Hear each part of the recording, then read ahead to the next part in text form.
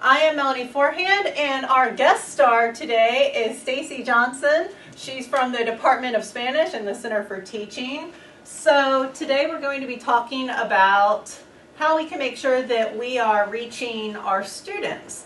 And this is some information that is from the Department of Education that talks about the fact that each year approximately 700,000 students are enrolling in 2-year and 4-year universities and colleges that need special accommodations. So we want to make sure that our materials are designed to be able to accommodate everyone and reach as many people as possible. So Stacy is going to start us off by talking about designing inclusive materials. Here. One is UDL. That stands for Universal Design for Learning. Have you guys heard this acronym before? Yeah. So Universal Design for Learning is more of a philosophy than a set of strategies. Like, there are strategies, but the philosophy is if we make our courses in such a way that every single student could potentially not have any barriers to learning, then students don't have to ask for accommodations, and we don't have to overthink accessibility because our courses are already designed to be inclusive. Does that make sense? Now, for language faculty, this has a slightly different set of parameters than for everyone else. For math faculty, for science faculty, they're thinking about the core UDL principles. We have to add on to that language comprehensibility and input and second language acquisition on top of everything else we have to think about, okay? So language faculty have 2 hurdles to jump, but we can jump them. They're easy to jump. So here's, on your handout, there's some links about Universal Design for Learning specifically in relationship to second language acquisition. If you're interested in research, there's also some lists of good practices there.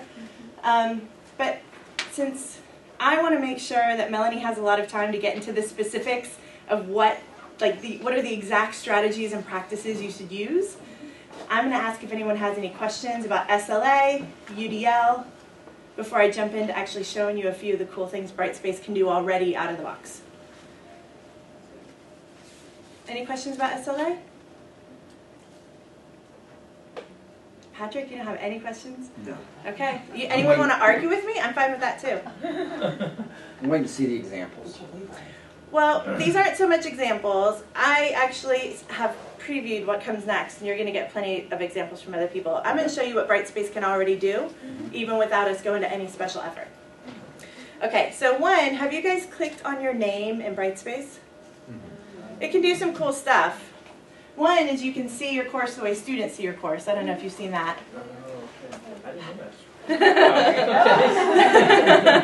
Another one that I want you to click on today is account settings. So if you happen to have a computer, great. If not, don't worry. You can look at my computer.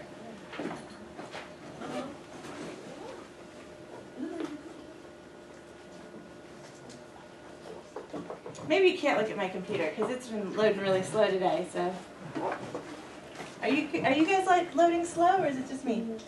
It's just you.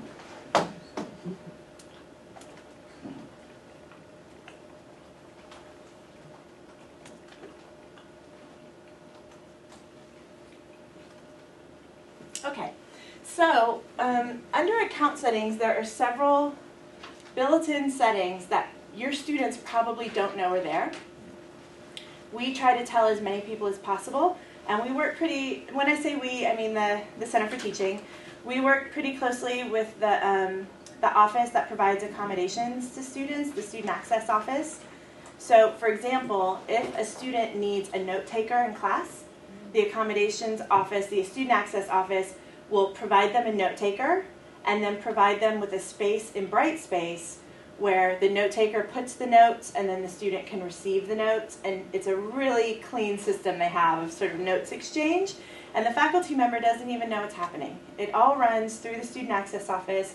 The students are empowered to know where to go to get their notes, and it all happens behind the scenes. So we try to work with the Student Access Office to make sure they know what's possible in Brightspace.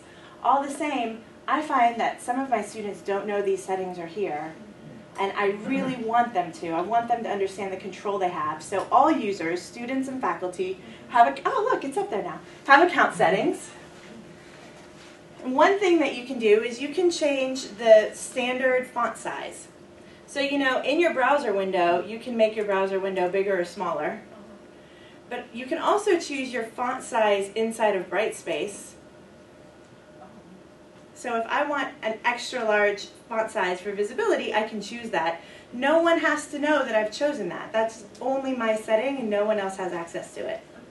So that's not like setting it for the whole class as No. an instructor. Okay. These account settings only change the way I view the course, the way the course presents to me. And it's something that students can do without their instructor's knowledge. Unfortunately, you can't do it for students. So the only way to let students know this is there is to actually say, hey, did you guys know these things are in Brightspace? There's also quite a few settings in Brightspace that make it easy to use for people who have sight and hearing and are scrolling through like on mobile devices. But if you're using a screen reader because you don't have vision, some of these settings actually get in the way of assistive technology like screen readers. And so students should know that some of the things that make Brightspace so mobile friendly can just simply be turned off in account settings. So for example, there is a tool that automatically marks content as read. And so like, you know, there's those little check marks. It'll automatically mark it as read and the check mark goes away. Students can turn that off if they're using a screen reader so that after every line it doesn't say read, unread, as they're using their screen reader, just to make it a little more user friendly. They can also do things like ensure that assistive technologies can detect videos by optimizing their video presentation for assistive technologies. These are all turned off because they make Brightspace less mobile friendly.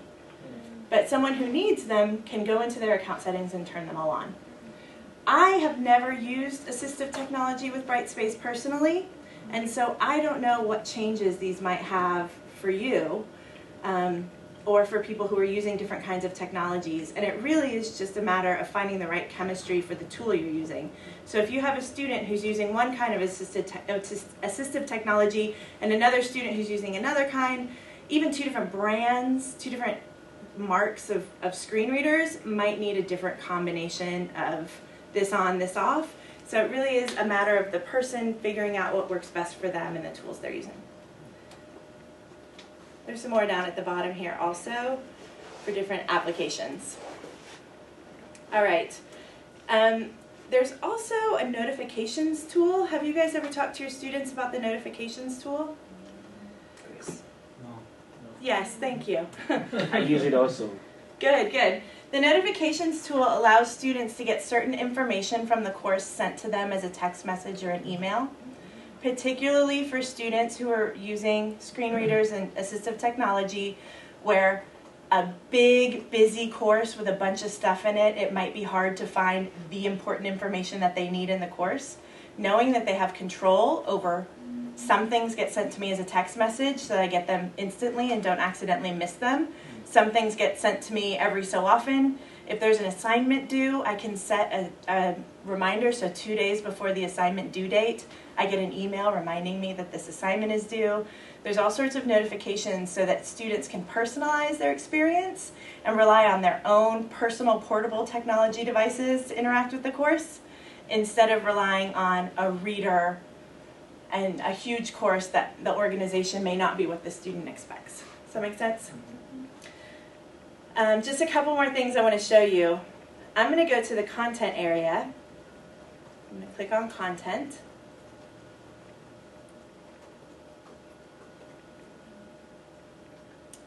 And I'm going to open up a text box. There's text boxes all over Brightspace. Every time you send an email or an announcement, it opens up a text box to let you type in it. If it says add something, like add a description, I can click on that and it opens it up into a text box for me. These text boxes are full of things that you can do. One thing is insert stuff, and this is something that can be really helpful for faculty. So I'm in the habit of typing all of my instructions into these text boxes for assignments or for whatever students are working on. For a student who, for whatever reason, is not able to read my typed instructions, one thing that can make this course a lot more accessible with kind of minimal effort from me is using the video note tool. And in addition to my typed instructions, creating, oh, sorry, I have a pink note on top of my camera so the CIA can't watch me through my camera. I can create up to 3 minutes of a video note and just read the instructions, say the instructions in the video note so that I have both a video version and just read the instruction. I have both a video version and a written version. If you don't want video because you're at home in your PJs and it's 11:30, you can put a Post-it note over the top and it's an audio version, right? But that's something you can do right away. Every single text box in Brightspace, let me cancel out of here. Every single text box has this Insert Stuff button.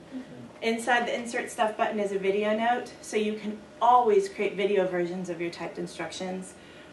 There's also, inside of the image insert, there's also a place where you can type alt info for all of your images. So if you have low vision students and you have an image you want them to describe in the target language, which we do in my class all the time, I can say, this is an image of a distracted boyfriend looking at a girl in a red dress who's walking by him, right? So even students with low vision can get the experience of knowing what the image is and being able to talk about it in the target language, regardless of whether they can see all the elements of the image.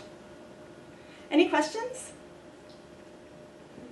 Anything else you want to see in Brightspace specifically? I'm happy to show you anything you're interested in.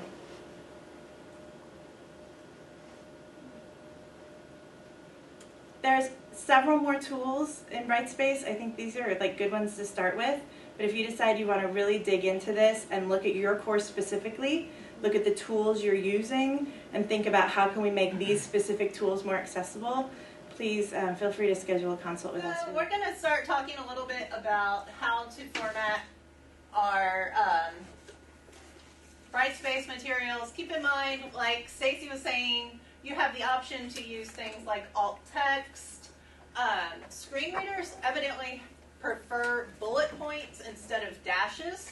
So when you're making a list of things, that can be a good thing to keep in mind, is just using that bullet point style.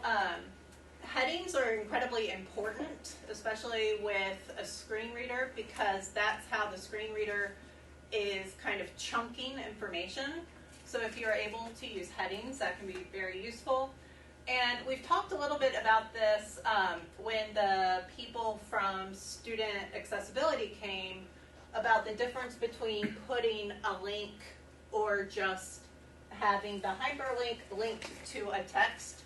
So instead of having tinyurl.com/CSLSADA2019, you would just hyperlink that as ceaseless materials or workshop materials.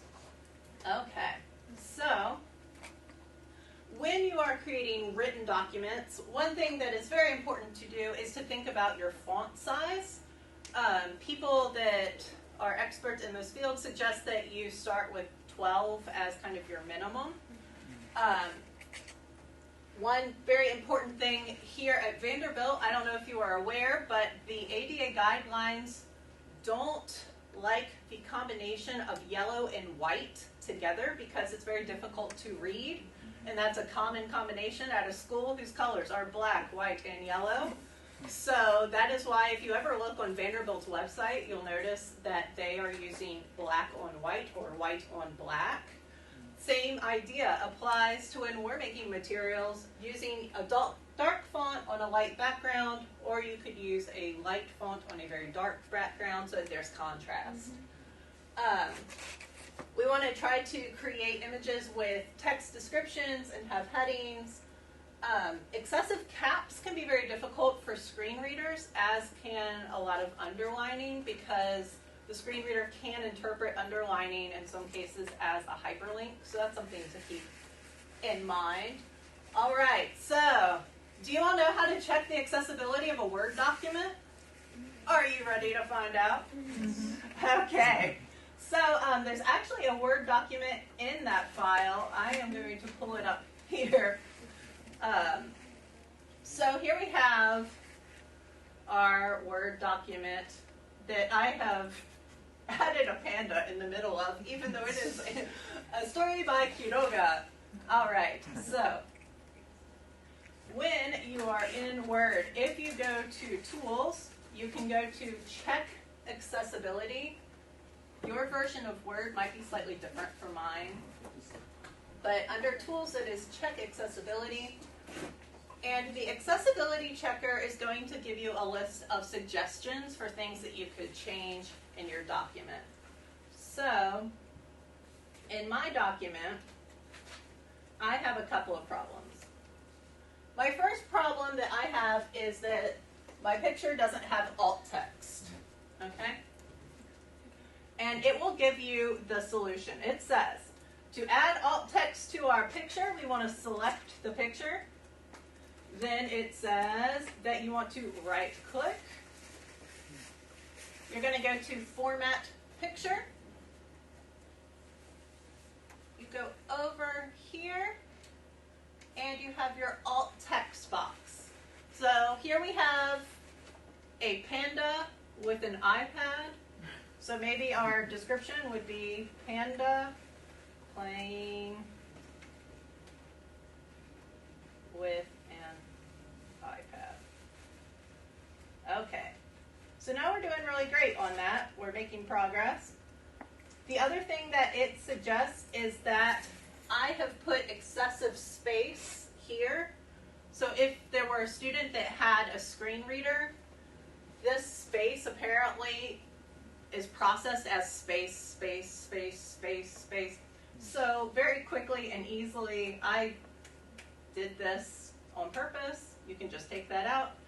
And now you've improved the accessibility of your document.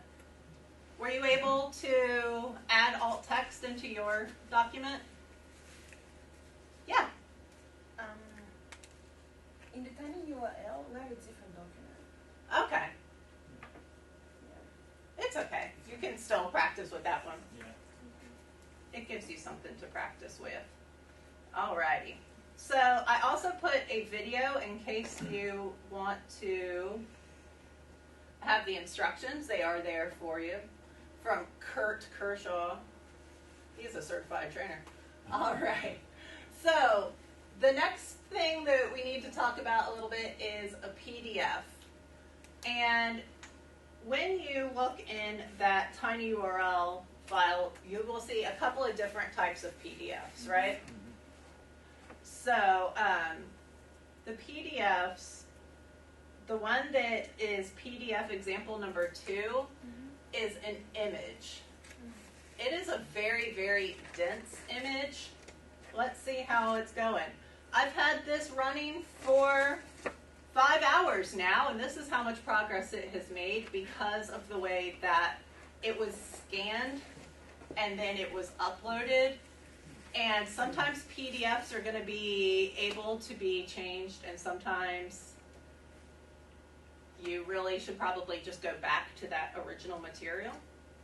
However, if you have something like your example number 1 in your folder, you are able to open that with Google Docs.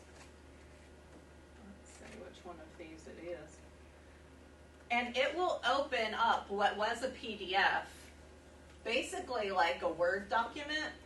So then you are able to make a lot of adjustments to it. This is actually a PDF of a press release that the Art Museum sent out a couple of years ago for an exhibit that they were having that I happen to have saved.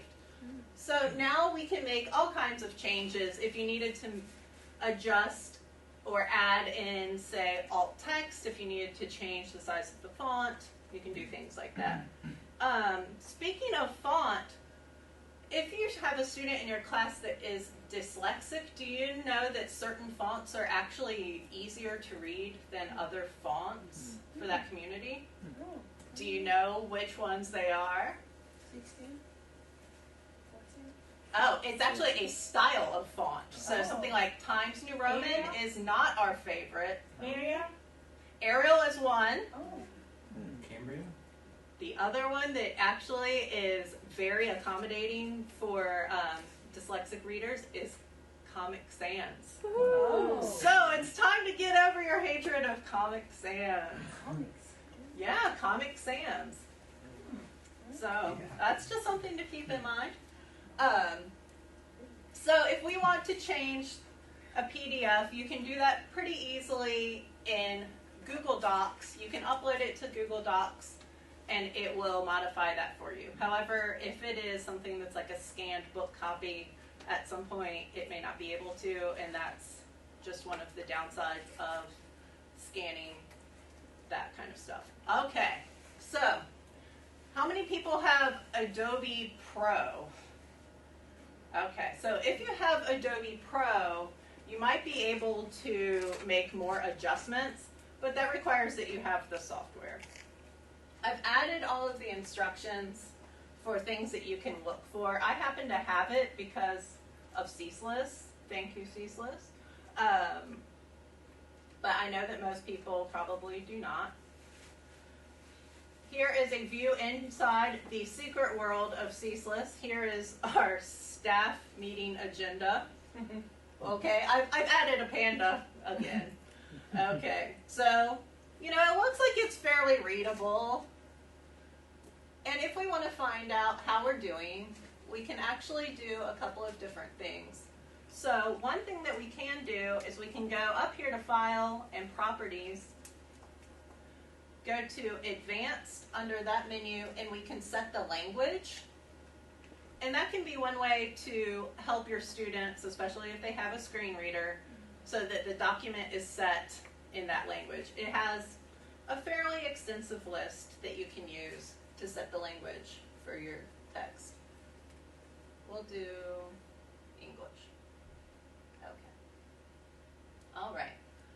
Here in the search tools, you can also search for accessibility.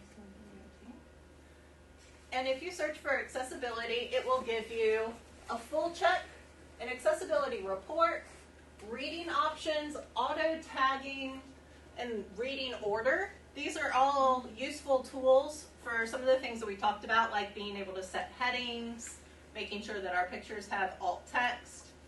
We'll see what happens when we run our report. Let's see. Okay.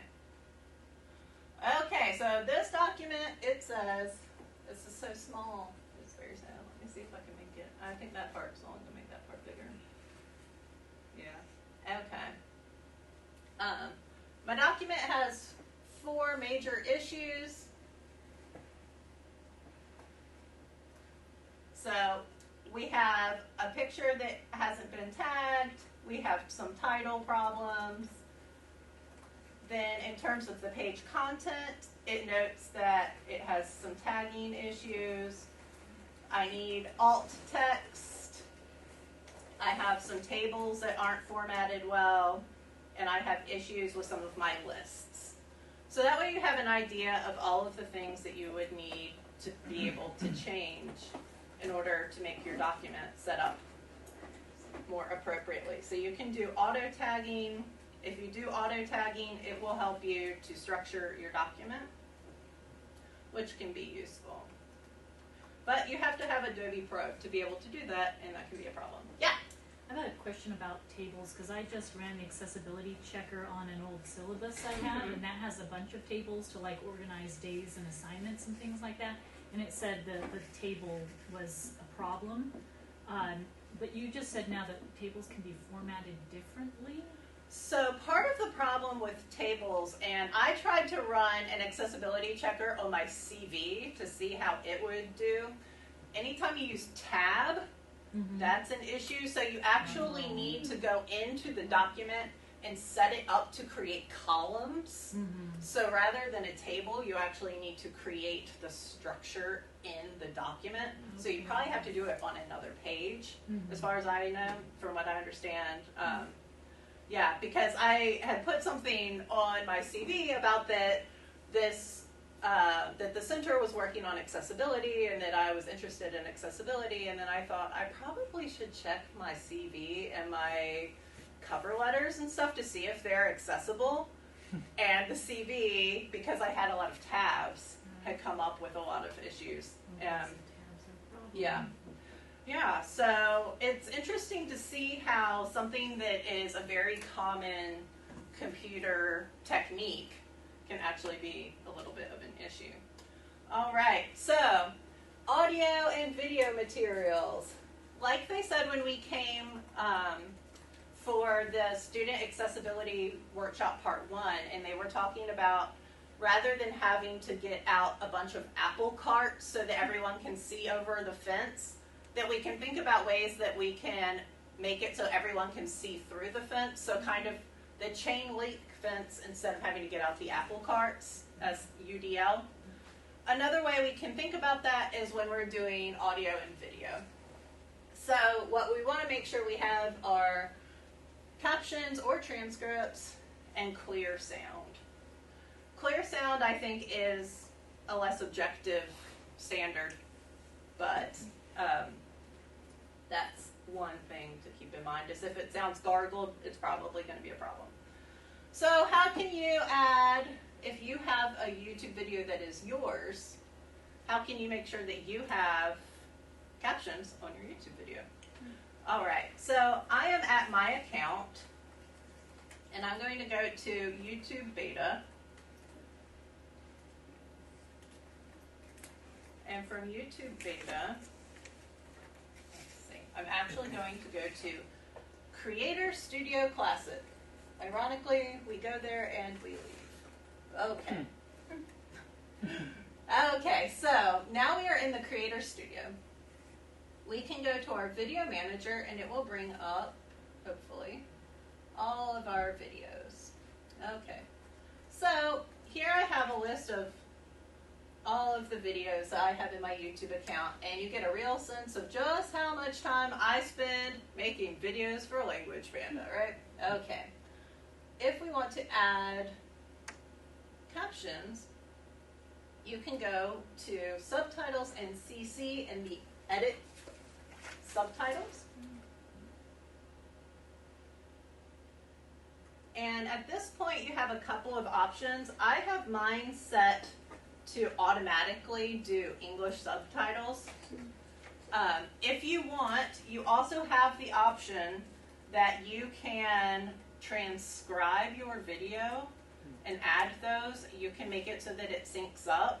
I've chosen to do automatic just because it's pretty time consuming to make all of the transcripts myself.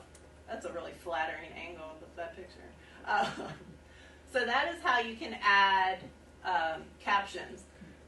Keep in mind as well, if your students are just on YouTube and they're looking for something like, you know, sadly disappearing pizza chains across with all the country, nations they have the option, and it could be worthwhile. Some people somehow maybe still aren't super familiar with YouTube, that they can add the captions here, right? So it's a pretty easy way to do that.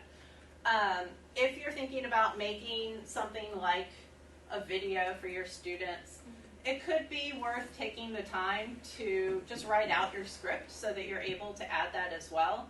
And there's a lot of research that suggests, especially for students that aren't in that top 20%, that the more forms of input they can get, the more likely they are to comprehend. So if you have a video, or if you have a piece of realia, if you also have a post-it or something that says like El Taco, so that then they're reading it and they're seeing it and they hear you say it, then they have a lot of different ways to get that information and to process that information. So that can be a helpful way for our students to be able to receive meaningful input. And if you have questions about how to do the captions, I put a video for you. Notice that I put a caption on my video. I tried to make the PowerPoint accessible. So there you go. Additional forms of support. These are a couple of books and articles that I ran across that might be interesting to you. Special Edition, Language Learning and Disabilities, Anxiety and Special Needs is from spring of 2009.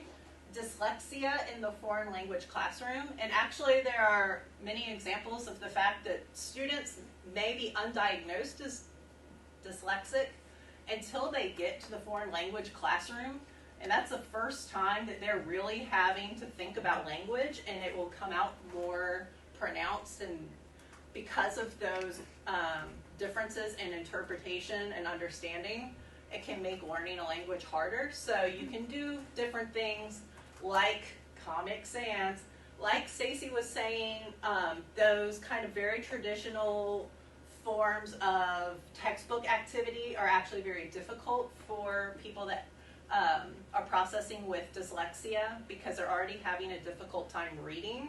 So then trying to do that with the textbook can be very difficult. Teaching languages to students with specific learning differences and foreign languages for everyone. So those are a couple of different books that might be worth checking out. I put a couple of different syllabus checkers that you can use to check your accessibility and your syllabus accessibility, and guidelines for making online classes. Because especially if you ever have the opportunity to teach online, you'll have to think about how you are formatting and creating all of your materials that you are uploading onto the internet. So that's something that you might want to keep in mind.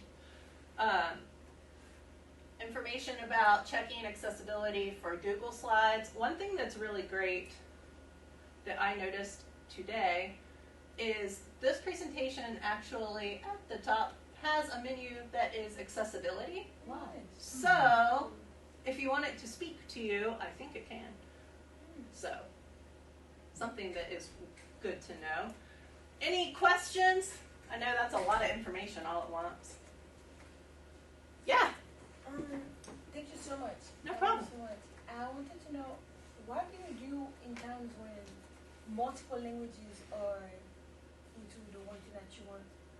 For example, you know how sometimes you want to read them like authentic materials, Mm-hmm. and people are commenting, but in Portuguese sometimes they just flip English words because they don't have any Right. Portuguese equivalent, so they use Uh-huh. the English word.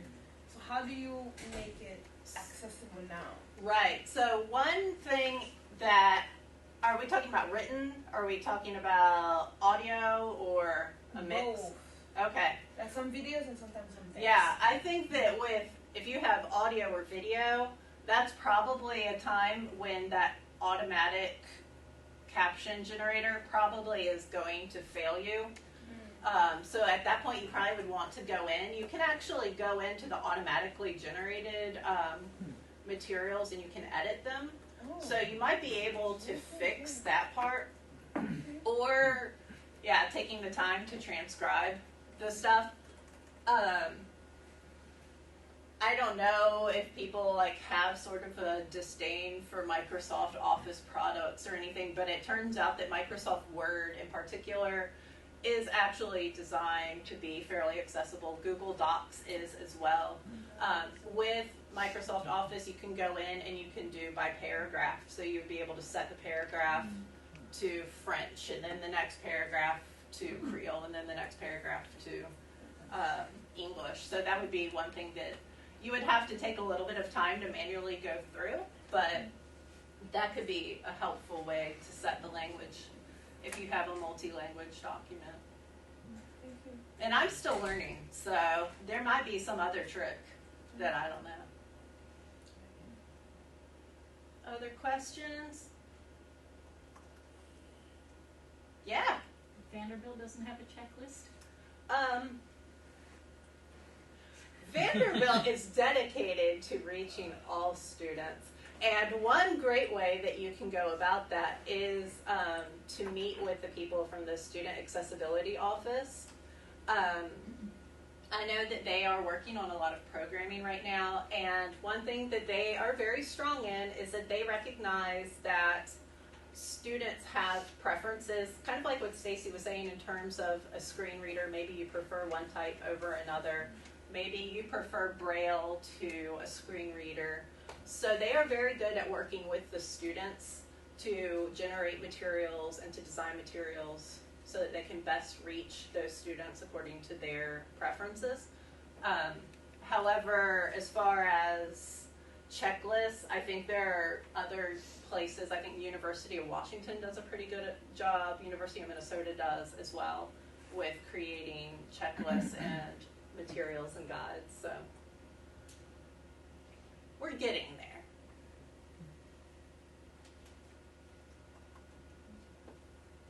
Other questions? Yes. Yeah. If you don't have anybody that has an official accommodation, Mm-hmm. how much do you recommend doing? Because, I mean, Yeah. a lot of this stuff does take a bit of Mm-hmm. finagling and doing, so just kind of curious. I mean, Yeah, Stacey so- mentioned that there are quite a few people who don't officially have an accommodation, but Right. probably could benefit, but Yeah, I'm just wondering. so when the people from Student Accessibility came and gave their talk, their legal response was that you do not have a duty to specifically design materials for a student until that student articulates to you or through the accommodations office, reaches out to you to indicate, I need my materials in a different format, or I need additional time for my assignments. It's something that if you are planning a course ahead of time, you can start to think about. So when you're creating your PDFs, maybe you think about, do I want to scan this? Do I want to try to save it as text rather than as an image? But as far as like a legal responsibility, I think that doesn't start here at Vanderbilt until they articulate that there's a need.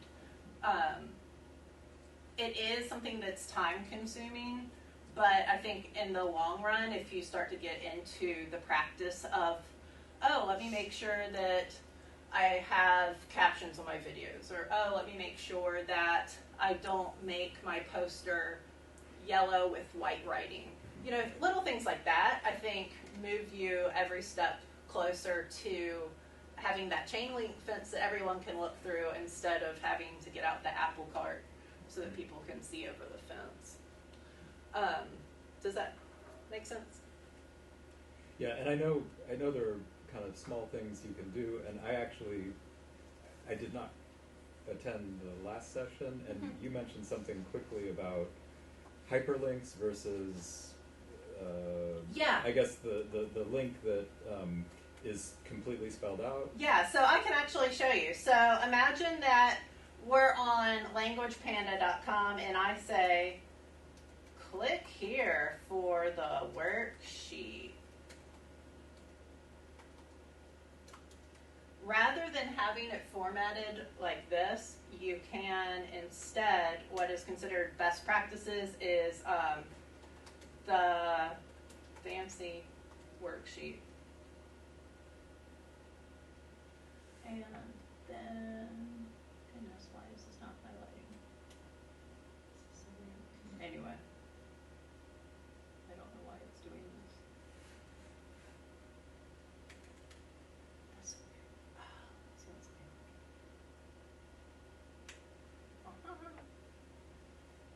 Okay. All right, so then instead you would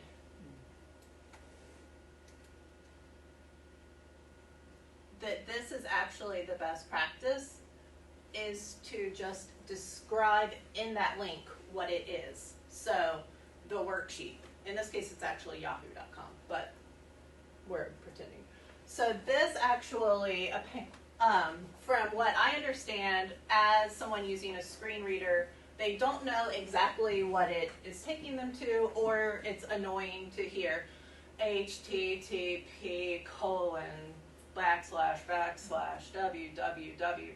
So that actually it is more efficient and more helpful to include it as the text and hyperlink the text. If that makes sense.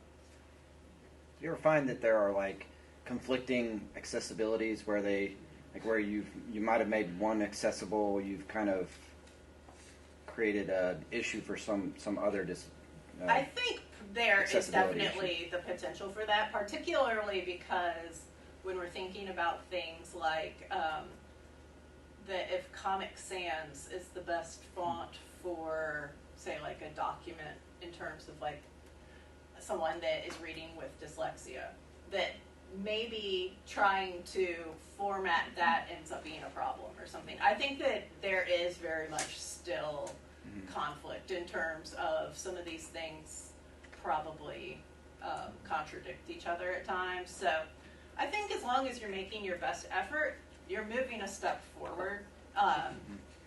And it's something that we are working on right now with Language Panda. If you go on to our website, we're currently trying to change some of our colors. We're trying to add captioning to our videos so that we're able to model those best practices for other people. Because it is something that little by little, like you were saying, it's not something we're going to be able to do overnight. It's a large undertaking, but we're trying to do that. We're trying to darken the font because we had a very light colored font on a light colored background, so it was sort of hard to read. And in a lot of cases, it actually just makes it easier to read for everyone, which is kind of nice. Yeah. Another thing you can do for people that might have reading difficulties is creating additional white space in between paragraphs and even in between the lines. It makes it so that it's less likely for those words to run together. So just double spacing or spacing out your paragraphs can be really helpful as well. Other questions? Ready for another round of pizza? All right, come on. Thank you.